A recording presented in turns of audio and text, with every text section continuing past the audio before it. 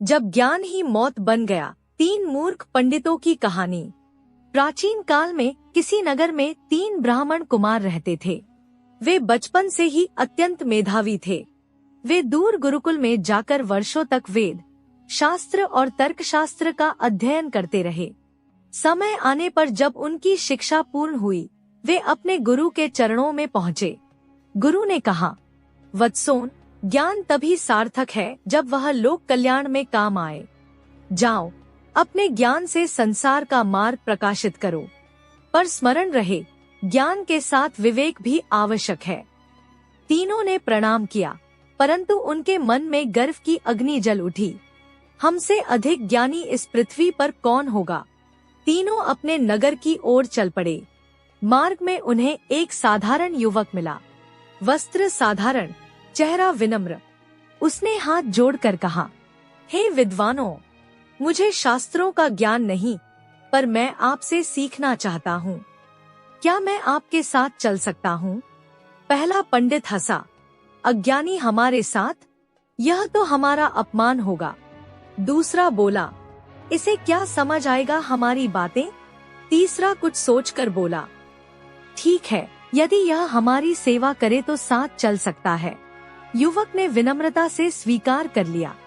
चलते चलते वे एक वृक्ष के नीचे विश्राम करने लगे। वृक्ष पर मीठे फल लटक रहे थे।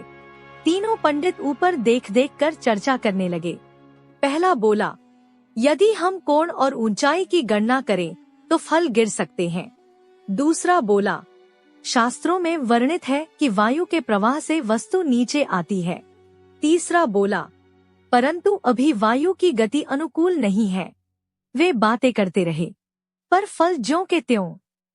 सेवक ने चुपचाप एक डंडी उठाई और टहनी पर मारकर सारे फल गिरा दिए। तीनों कुछ क्षण मौन रहे, परंतु अहंकार ने उन्हें यह स्वीकार न करने दिया कि एक अज्ञानी उनसे अधिक बुद्धिमान निकला। आगे बढ़ते हुए उन्हें जंगल में हड्डियों का ढेर दिखाई दिया।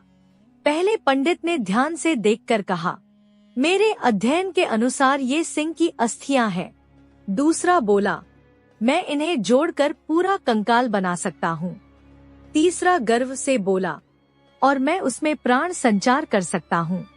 सेवक भयभीत हो उठा, महाराज, यदि यह सिंह हुआ तो जीवित होते ही हमें मार डालेगा। कृपा कर ऐसा न करें। पहला पंडित क्रोधित हो गया, मूर्ख, तू हमारे ज्ञान पर संदेह करता है? दूसरा बोला, तेरी बुद्धि अल्प है, इसलिए तू भयभीत है। तीसरा बोला, आज हमारा ज्ञान सिद्ध होगा। पहले ने मंत्रों से हड्डियां जोड़ दी, दूसरे ने अपने शास्त्र ज्ञान से मांस और त्वचा उत्पन्न कर दी। अब वहाँ एक भयानक सिंह खड़ा था, पर निर्जीव।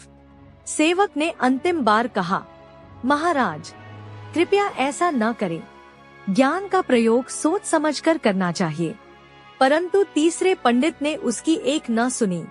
उसने आंखें बंद की, मंत्र पढ़े और प्राण प्रतिष्ठा कर दी। क्षण भर में सिंह जीवित हो उठा। उसकी आंखों में भूख की ज्वाला थी। सेवक तुरंत समीप के वृक्ष पर चढ़ गया, पर तीनों पंडित वहीं खड़े रहे, अपने ज्ञान पर गर्व करते हुए।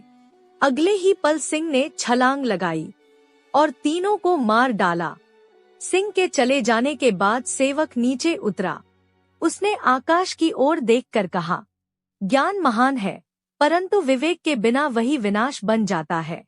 जो व्यक्ति केवल शास्त्र पढ़ता है पर संसार को नहीं समझता, वह स्वयं अपने पतन का कारण बनता है। केवल पुस्तक ज्ञान पर्याप्त नहीं। विवेक, व्यवहार और दूरदृष्टि ही सच्ची बुद्धि है।